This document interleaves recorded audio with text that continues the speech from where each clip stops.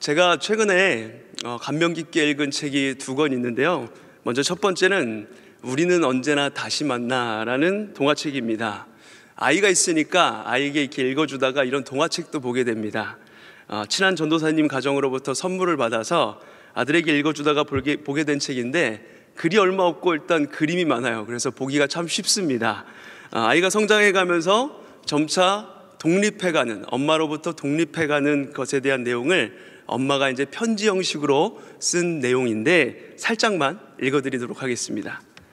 네가 아기였을 때 엄마는 잠든 내 곁을 쉽게 떠나지를 못했어. 떠났다가도 금방 돌아와 다시 숨소리를 듣곤 했어. 내가 안 보는 동안 혹시라도 네가 어떻게 될까봐 겁이 났거든. 네가 좋아했던 깍꿍놀이 기억나니? 안 보이던 엄마가 깍꿍 나타나면 너는 좋아서 까르르 웃었잖아. 그때부터 우리는 조금씩 알아가고 있었던 거야. 잠깐 서로 못 본다 하더라도 아무 일 없이 꼭 다시 만난다는 걸. 그런 네가 자라 어느새 유치원에 가게 되었어.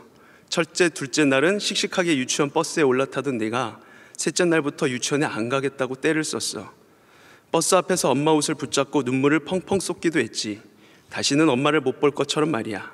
이제는 아니야. 너는 확실히 알게 된 거야.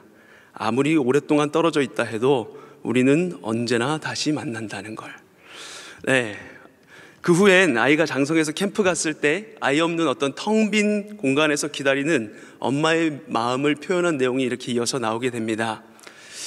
제가 우리 교회 온 지 지금 한 1년 6개월 그 정도 돼가는데, 우리 교회 오려고 면접 보려고 할 때 출산해서 아들이 벌써 이제 16개월이 되었는데, 한참 예쁠 때 엄마랑 조금 떨어져 지내게 되었어요.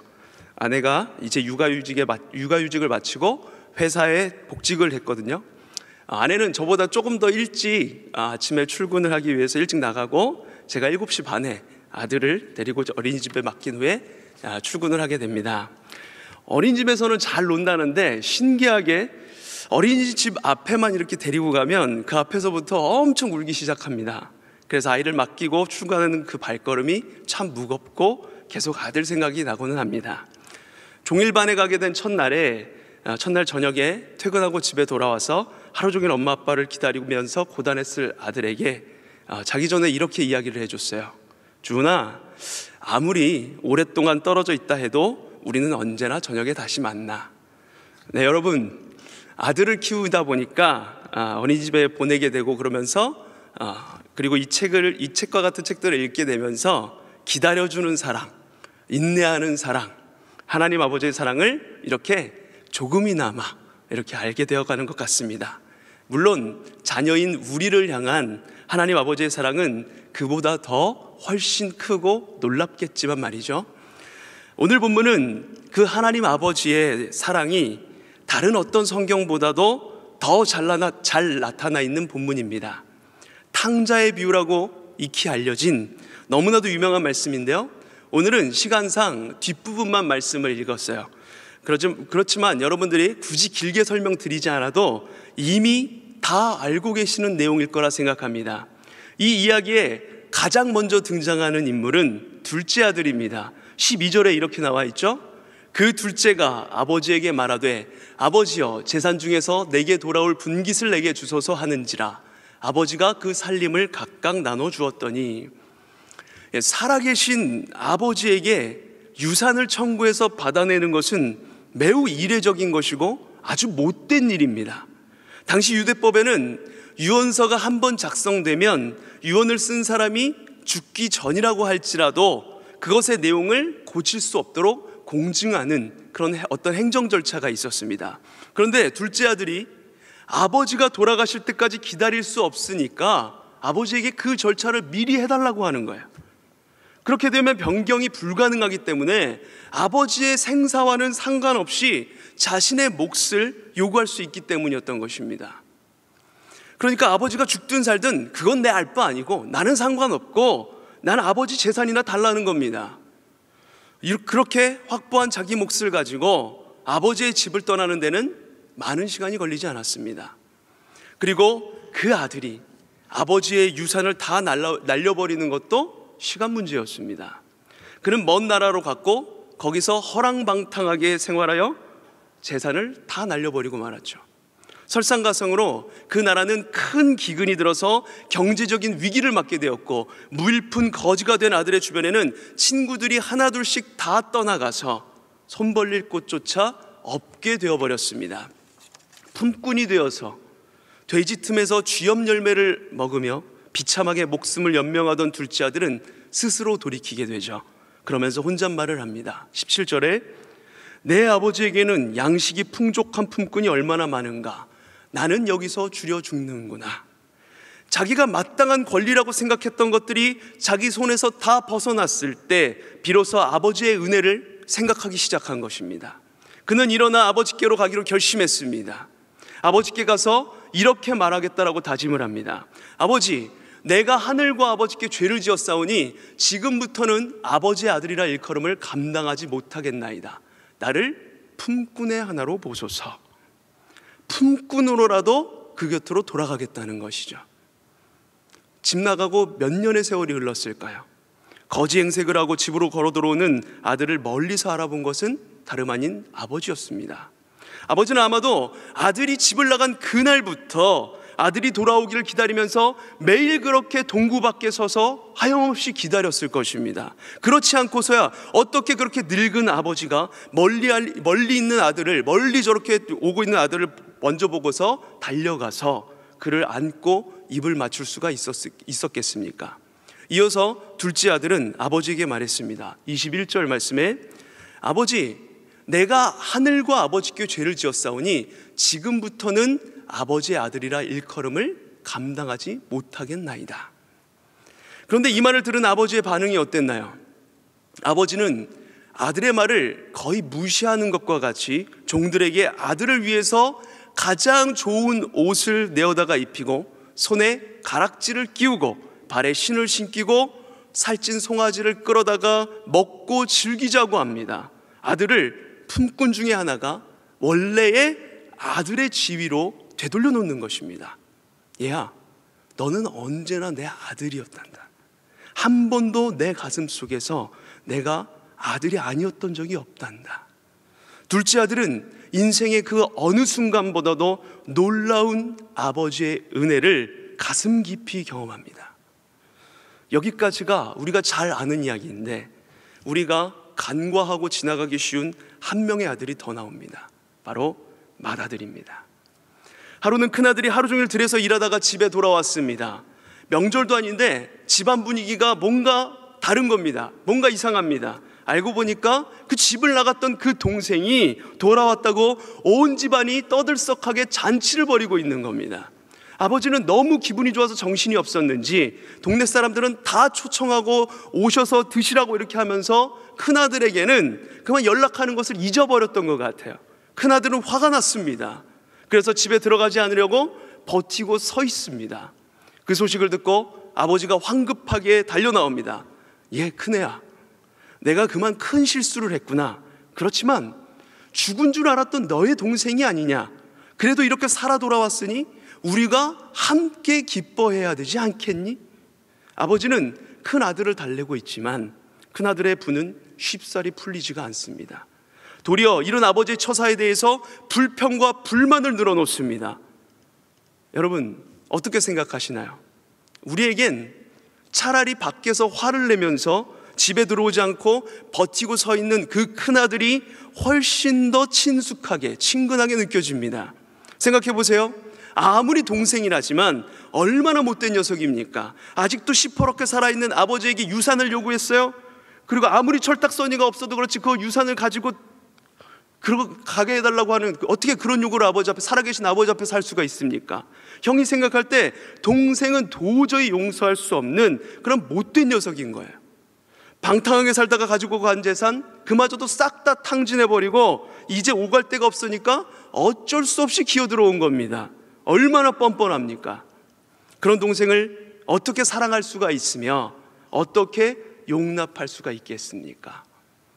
게다가 큰아들을 더 화나게 만든 것이 있었어요. 그런 못난 동생이 돌아왔다고 기뻐서 어쩔 줄 몰라 하면서 잔치를 벌이고 있는 그 아버지의 모습이었습니다. 도대체 아버지는 생각이 있는 겁니까? 우리 모두는 이런 형의 심정을 충분히 이해할 수가 있습니다. 미국의 리디머 교회를 담임하셨던, 지금은 은퇴하셨는데요, 현 시대 최고의 기독교 변증가라 불리는 팀 켈러 목사님이 쓴 책이 있습니다. 탕부 하나님이라는 책입니다. 최근에 감명 깊게 읽은 두 번째 책입니다. 이 책도 굉장히 얇고 보기 좋습니다. 네, 여기 탕부에서 탕에 해당하는 단어가 영어로 프로디걸인데요, 이 단어의 뜻은 낭비하는 혹은 아까워하지 않고 다 써버리는, 쏟아버리는, 허비하는 이라는 단어입니다. 사실 이 프로디걸은 그동안 우리가 익숙하게 아는 대로 아들에게 붙여서 프로디걸 선, 탕자라고 불러왔죠. 아버지에게 이 단어를 붙여서 쓰지는 않았습니다. 그런데 이 책에서는 탕부 하나님, 더 프로디걸 갓이라고 붙였습니다. 쏟아버리시는 아버지 하나님, 허비하시는 아버지 하나님이라는 뜻입니다. 팀 켈러 목사님의 빛나는 통찰력을 볼 수가 있는 대목입니다. 은혜를 많이 받았어요. 그래서 오늘 그 통찰력을 좀 빌어서 오늘 본문의 내용을 좀 더 이렇게 깊이 말씀을 드려보고자 합니다. 설교 제목도 그 책 제목을 가지고 쏟아부으시는 아버지 사랑이라고 지었어요. 사실 단어 뜻 그대로라면 쏟아버리시는, 허비하시는 아버지 사랑인데 어감이 그닥 좋지 않아서 쏟아부으시는 아버지 사랑이 나을 것 같아서 그렇게 지었습니다. 왜 쏟아부으시는, 쏟아버리시는 탕부 하나님인지 말씀을 조금 듣다 보면 알게 되실 것입니다. 여러분, 우리가 얼핏 보기에 첫째 아들은 둘째 아들과는 좀 다르게 아버지에게 참 효도를 잘하는 아들다운 아들이었던 것 같습니다. 29절 말씀에 이렇게 나와 있잖아요. 아버지께 대답하여 이르되 내가 여러 해 아버지를 섬겨 명을 어김이 없거늘 내게는 염소 새끼라도 주어 나와 내 벗으로 즐기게 하신 일이 없더니 라고 이렇게 나와 있습니다. 내가 여러 해 아버지를 섬겨 명을 어김이 없거늘 이라고 했어요. 여러분, 겉으로 볼 때 이런 아들 없습니다. 아버지를 위해서 수년 동안 불평 한마디 하지 않고 싫은 소리 한마디 하지 않고 얼굴 찡그리지도 않고 정말 종처럼 일했다는 겁니다. 그리고 이어지는 이야기를 한번 들어보세요. 이렇게 지금까지 열심히 일했는데 언제 아버지가 나한테 지금 이렇게 돌아온 아들을 위해서 살찐 송아지 잡은 것처럼 이런 대우 한 번이라도 해준 적이 있냐는 거예요. 아니, 단지 염소 새끼 한 마리라도 나를 위해서 잡아준 적이 있냐는 겁니다. 아버지께 화가 나서 반문하고 있는 거예요. 아들이 늘어놓는 이 불만, 충분히 납득할 수 있는 불만 아닙니까? 그런데 팀 켈러 목사님은 첫째 아들 또한 탕자라고 했습니다.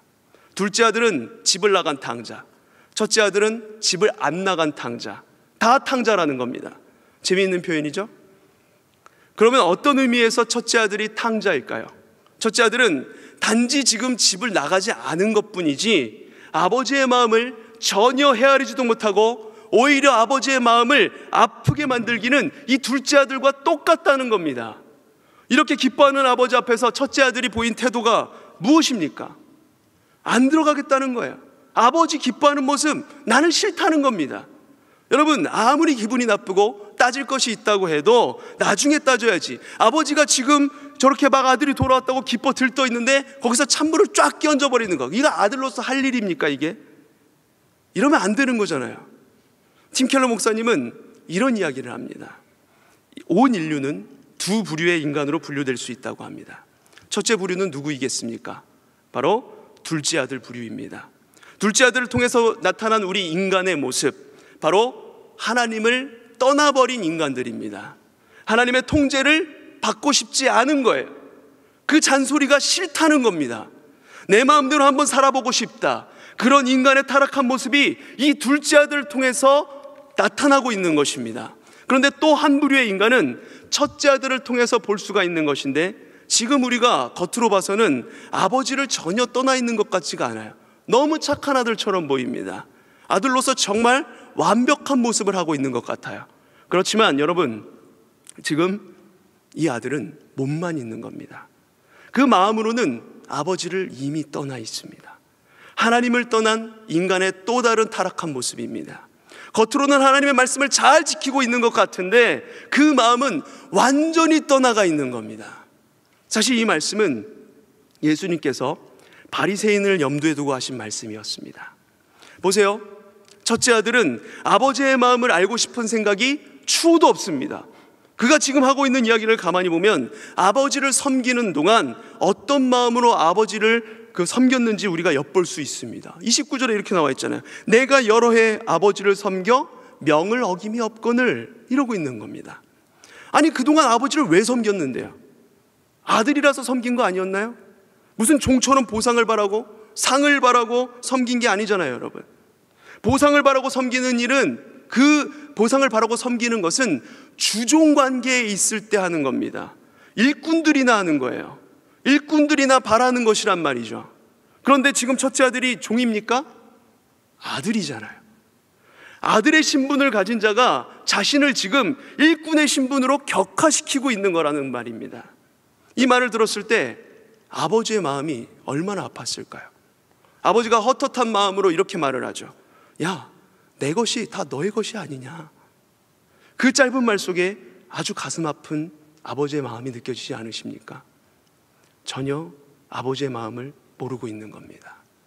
이런 계산적인 생각으로 가득 차 있으니까, 이런 공로의식으로 가득 들어차 있으니까 당연히 동생을 정죄하게 되는 것입니다. 동생이 잘못했습니다. 벌을 받아야 마땅한 것이죠. 잘한 일이 하나도 없는데 뭘 잘했다고 잔치를 베풀어 주냐는 거예요. 이거 논리적으로 얼마나 맞는 말입니까?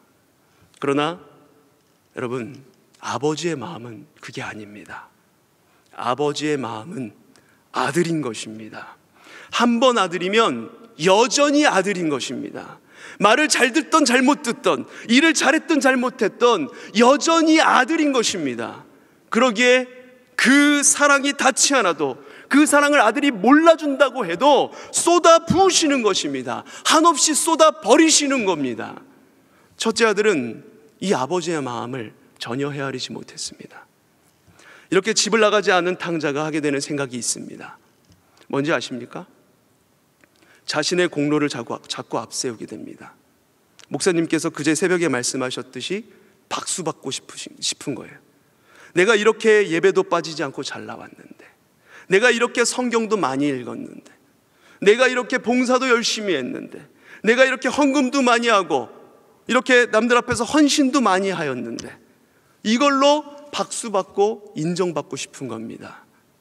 아들로서의 자격은 아버지를 위해서 얼마나 많은 결과물을 냈는가, 이것으로 얻어진다고, 인정받는다라고 그렇게 생각을 하는 겁니다. 그러나 여러분, 아버지의 마음은 은혜입니다. 아버지의 마음은 은혜입니다. 자녀는 하나님의 은혜로 되는 겁니다.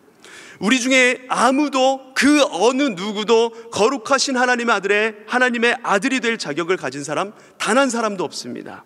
멀리 갈 것도 없이 내 자신을 한번 돌아보시길 바랍니다. 내가 구원받아서 하나님의 자녀가 되는 것, 이거 자격이 있어서 된 겁니까? 내가 무슨 구원받을 만한 조건을 갖추어서, 내가 어떤 시험에 통과해서 하나님의 시험에 어떤 통과를 해가지고 구원을 받았냐는 말입니다.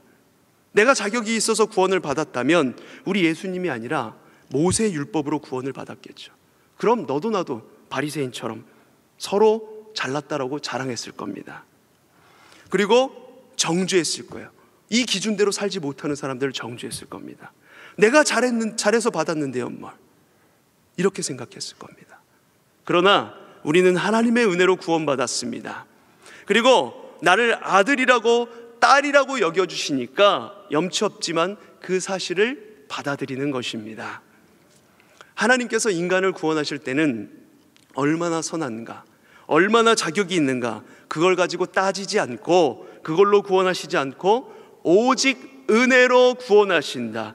이것이 진리입니다. 우리끼리는 누가 더 선하냐, 누가 더 자격이 있느냐 비교하면서 따질지 몰라도 사실 여러분, 죄가 없으신 하나님의 입장에서 볼 때에는 다 똑같은 죄인들입니다. 그러기에 아버지의 마음은 오직 은혜인 것입니다. 이것이 기독교 복음의 핵심입니다. 죄인들이 회개하고 돌아오는 기쁨이 충만한 아버지의 마음이 은혜로 가득 차서 죄인들이 회개하고 돌아오는 기쁨이 충만한 것, 돌아오는 탕자로 인해서 잔치가 매주 벌어지는 것, 이것이 바로 교회 공동체인 것입니다. 그런데 우리는 어떤가요? 자신보다 좀 더 악하다라고 생각하는 사람을 향해서 숨겨진 분노를 가슴에 품고 살아가고 있지는 않으신가요? 아주 차디찬 도덕적 잣대를 가지고 그들을 판단하고 있지 않느냐는 겁니다. 이런 우리의 모습은 죄인을 기뻐하는 아버지의 모습이 아닙니다. 우린 지금 어쩌면 하나님을 너무 모른 채, 그 마음을 너무 읽지 못한 채 살아가고 있는지도 모르겠습니다. 그렇기 때문에 이 탕자 이야기를 들어도 그 탕자를 가지고 기뻐 뛰는 아버지를 보면서도 가슴으로 언뜻 동조가 되지를 않는 겁니다. 여러분, 구약 성경에 보면 호세아라는 선지자가 있습니다. 저는 수많은 선지자 중에 가장 불행했던 삶을 살은 사람이 바로 이 호세아라고 생각합니다. 왜냐하면 어느 날 느닷없이 하나님께서 호세아에게 창녀인 고멜이라는 여자와 결혼을 하라고 하신 거예요. 이게 말이나 됩니까? 선지자가 어떻게 부정한 여인과 결혼을 할 수 있습니까? 당연히 이것은 율법을 어기는 행위였어요. 부정한 것을 멀리하라는 율법을 어기는 행위였단 말입니다. 같이 있을 수가 없는 거예요. 그런데 하나님은 스스로 그 율법을 깨트리고 계십니다. 율법과 반대되는 명령을 하세요. 여러분, 여기에 기독교의 진리가 있는 겁니다. 율법보다 더 큰 것이 있다는 거예요. 그건 뭐냐면 바로 하나님의 사랑의 법입니다. 불합리보다 더 큰 것이 있습니다. 하나님의 은혜의 복음이라는 것입니다. 우리는 지금 호세아가 고멜 데리고 오는 거, 이거는 불법이고 불합리라고 주장합니다. 그러나 사실 이것보다 더 말도 안 되는 일이 있습니다. 그것이 무엇입니까? 바로 나 같은 죄인 구원받은 겁니다. 이게 말이 됩니까, 여러분? 나 같은 죄인 구원받는 것, 이것이 합리적이라고 생각하세요? 종종 매스컴에 아주 파렴치한 사람들의 이야기가 나올 때가 있습니다. 정말 큰 죄를 저질러 놓고서는 뻔뻔하게 그냥 아무렇지 않게 이야기하는 사람들을 보면서, 이야, 어떻게 저럴 수가 있지? 이런 생각이 들 때가 있어요. 그럴 때면 저도 모르게 속에서 막 분노가 치밀어 오르면서 여러 생각을 하게 되는데, 그때 아내가 옆에서 질문합니다. 저런 사람도 천국에 갈 수 있어? 그럴 때 저는 아주 매정한 어투로, 아니, 못 가. 절대로 천국에 들어오면 안 돼. 저 인간 천국에 들어간다면 그거 진짜 불공평한 거야. 이렇게 말하곤 합니다. 그런데 여러분, 천국에 들어가고 말고를 누가 결정하십니까? 하나님 아닙니까? 아니, 하나님께서 판단했을 때 아무리 악한 인간이라고 할지라도, 아무리 뻔뻔한 인간이라고 할지라도 하나님이 구원하시겠다고 하면 구원을 받는 겁니다. 여러분, 이와 같은 불합리를 우린 뭐라고 이야기한다고요? 하나님의 은혜, 하나님의 사랑이라고 이야기합니다. 오늘 본문에서 우리는 그걸 배워야 하는 것입니다. 우리가 다른 사람들을 정죄하는 태도로부터 벗어날 수 있는 비결은 무엇일까요? 오직 하나밖에 없습니다. 은혜를 인식하고 사는 것뿐입니다. 하나님의 마음을 품고 은혜를 늘 충만하게 인식하는 가운데 한 영혼을 대하게 된다면 눈물과 사랑이 있을 뿐이지 결코 율법은 들어설 자리가 없게 되는 것입니다. 호세아 선지자를 통해서, 그리고 오늘 말씀을 통해서 보여주시고자 했던 진리가 바로 이것입니다. 하나님의 나라는 공의와 공평도 아니고 하나님의 은혜를 입은 자들만이 들어갈 수 있다. 이걸 말씀해주고 있는 겁니다. 여러분, 이 첫째 아들이 진짜 효자였다고 한다면 어떻게 행동을 했어야 될까요? 어떻게 행동하는 게 맞을까요? 둘째 아들이 집을 나갔습니다. 밤이 됐어요. 첫날 밤입니다. 아버지가 어땠을까요? 걱정이 되었겠죠. 잠도 제대로 못 이룹니다. 밤새 기침 소리가 들려옵니다. 이리저리 뒤척뒤척 몸을 뒤척이는 소리가 들려요. 아침이 되었어요. 아버지 얼굴을 보는데 기쁘시지가 않는 거예요. 수심이 가득합니다. 이게 하루 이틀이 아니에요. 일주일, 2주일, 한 달, 2달 계속 수심이 가득합니다. 여러분, 그렇다면, 이런 아버지의 모습을 보았다면, 이게 정말 제대로 된 아들이라면 아버지가 걱정이 되어야 되지 않겠습니까? 아버지가 도대체 왜 이러시는지 그 마음을 좀 헤아려 드리고 그 걱정을 어떻게 해서라도 조금 덜어드리고 싶은 그런 마음이 들지 않을까요? 이것이 진짜 아들의 모습이 아닐까요? 그러다가 아버지를 찾아오는 거죠. 아침이 되어가지고, 아버지, 제가 동생을 찾아보겠습니다. 제가 그 녀석 만나면 멱살이라도 꽉 잡고 아버지에게 끌어다 앉히겠습니다. 무릎 꿇리겠습니다. 여러분, 이게 진짜 아버지의 마음을 헤아리는 첫째 아들의 태도가 아니었을까요? 동생이 가출해 있는 동안 아버지의 마음이 얼마나 애탔을지는 둘째 아들이 돌아왔을 때 보여준 아버지의 행동을 보면 우리가 알 수 있습니다. 그동안 아들 때문에 얼마나 마음고생했으면, 얼마나 걱정을 많이 했으면 그렇게 못된 짓을 하고 재산 다 탕진하고 돌아왔는데도 아버지가 아들을 그렇게도 기뻐합니다. 그렇게 반갑게 맞아들이는 거예요. 그런데 반면 첫째 아들의 모습을 보면 그 아버지의 마음이 전혀 읽질 않는 거야. 아버지의 마음을. 동생이 돌아왔을 때 아버지가 그렇게 기뻐하고 있는데 첫째 아들은 그 기뻐하는 아버지의 마음을 알고 싶은 생각이 전혀 없습니다. 뭔 아들이 이렇습니까? 이게 아들입니까? 그런데 여러분, 놀라운 사실이 뭔지 아세요? 이 첫째 아들이 마땅히 해야 될 일을 누가 했습니까? 진짜 첫째 아들이 누군지 아십니까? 예수 그리스도. 바로 예수님이십니다. 예수님이 진정한 첫째 아들이 되셨습니다. 예수님은 하나님 아버지를 떠난 동생을 찾아 나서신 거예요. 사람들이 죄를 지어서 타락한 이후부터 하나님이 밤잠을 이루지 못하고 애타하시는 것을 보시고 하나님께 찾아온 것입니다. 아버지, 제가 동생을 찾아 나서겠습니다. 찾아서 무조건 아버지 앞에 무릎을 꿇리겠습니다. 그것을 위해서 자신의 재산 정도, 소나 양 정도 손해본 것이 아니라 동생을 찾아내시기 위해서 자신의 생명을 내놓으셨습니다. 그렇게 십자가의 죽으심으로 하나님 아버지께서 원하시는 뜻을 다 이루어드린 것입니다. 그분이 우리의 진정한 형님이십니다. 여자 성도들에게는 진정한 오빠이시고요, 우리는 지금 이 예수님을 형님으로 모시고 살고 있는 겁니다. 이게 예수 믿는다는 건 바로 이런 것입니다. 사랑하는 성도 여러분, 오늘날 우리가 몸담고 살아가는 이 세상 너무나도 삭막합니다. 받아들여주기보다는 판단하는 것이 쉽고, 용서받기보다는 정죄를 당합니다. 용서와 용납, 그리고 은혜가 들어설 자리가 없습니다. 마음은 상할 대로 상하고 이리저리 다 찢겨서 힘들어하지만 어디 가서 위로받을 데가 마땅히 없어요. 얼마나 힘드십니까? 제가 다음 세대 고등부 아이들 사역을 이렇게 쭉 해오면서 같이 사역했던 동역자들, 동기 목사들끼리 다음 세대 아이들 어떻게 해야 되나 이런 이야기를 종종 하게 될 때가 많이 있습니다. 그럼 어김없이 이런 이야기를 합니다. 라떼는 말이야, 우리 땐 뭐 해오라고 하면 다 했는데 요새 애들은 뭐 하나도 안 해. 애들 교육을 도대체 어떻게 해야 될지 모르겠어. 이런 이야기를 하다 보면은 답이 없다 이러다가 꼭 강하게 해야 한다는 사람들이 있습니다. 교회는 다 받아주기만 하면 안 되고 때로는 훈계하고 강하게 다스려야 한다. 그렇게 할 때에 결국에는 아이들이 반응한다. 뭐 이런 이야기를 하는 분들이 있습니다. 물론 어느 정도 맞는 말입니다. 그런데 저는 그런 이야기를 들으면 과연 그럴까 하는 생각이 들게 됩니다. 물론 강하게 다스리는 것도 사랑이라고 하지만 저는 그렇게 못하겠더라고요. 아이들이 요새 얼마나 바쁩니까?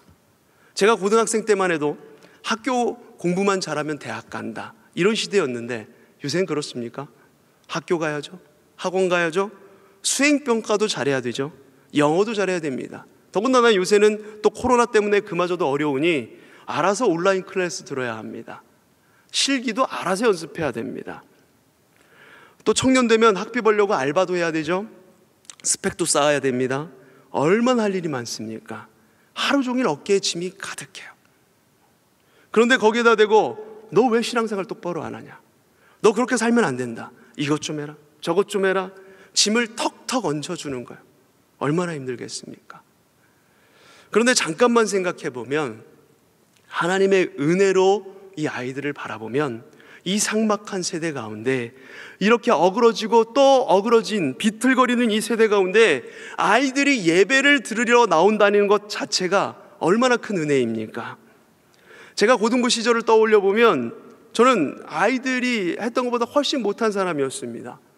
지금 우리 아이들이 저보다 훨씬 나아요. 보면은 정말 대견하고 기특할 때가 많이 있습니다. 이렇게 아이들을 은혜로 바라보면 이런 모습들이 보이기 시작한다는 것이죠. 여러분, 우리가 누구입니까? 죄인 되었던 사람들입니다. 우리의 죄인된 본성은 끊임없이 다른 사람의 흠을 찾아내려 하고 정죄하려고 하고 깎아내리고 나를 드러내려고 해요. 그 죄된 본성을 십자가 앞으로 가지고 나가야 합니다. 그럼 우리는 누구여야 합니까? 담임 목사님께서 주일 말씀 시간에 성찬 예배의 영성에 대해서 말씀하시면서 옳고 그름이 아닌 십자가 보혈의 은혜가 교회를 살린다라고 말씀을 하셨죠. 십자가 앞으로 가지고 나아가야 합니다. 그 자리에서 보혈의 은혜를 맛봐야 합니다. 그 죄 많은 우리를, 하나님과 멀어져 있던 우리를 찾아내시고 자녀 삼아주시고 변함없이 사랑하여 주시는 놀라운 십자가 은혜, 그 사랑을 맛보아야 하는 것입니다. 그 십자가 은혜 안에 날마다 거할 때 우리는 은혜로 치유된 눈을 가지게 되는 겁니다. 치유된 마음으로 다른 사람을 바라보게 되는 것이고 섬기고 세워주게 되는 것입니다. 그 은혜가 결국에는 우리를 살리는 것입니다. 그래서 하나님이 사랑하는 사람을 나도 사랑하고, 하나님이 찾으시는 사람들을 나도 이제는 예수님처럼 찾아 나서는 겁니다. 사랑하는 성도 여러분, 우리는 지금 고난주간을 지나고 있습니다. 목사님께서 고난주간에 우리 자신을 살필 계획이 있으시냐고 질문하셨습니다.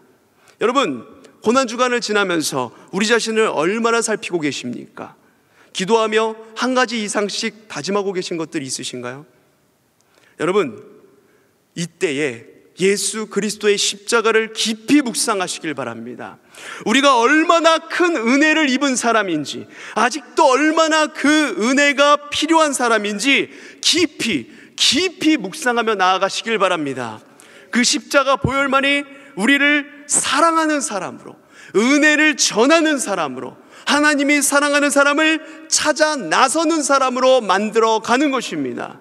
그래서 그 십자가 은혜 안에서 이 세상 어디에서도 찾아볼 수 없는 그런 진한 형제자매 사랑을 함께 나누는 우리 모두가 되기를 소망합니다. 또 그런 사랑이, 우리가 함께 나누는 그 사랑이 우리 교회를 넘어서 삭막한, 각박한, 어그러진 이 세상 속으로 흘러가게 되기를 간절히 소망합니다.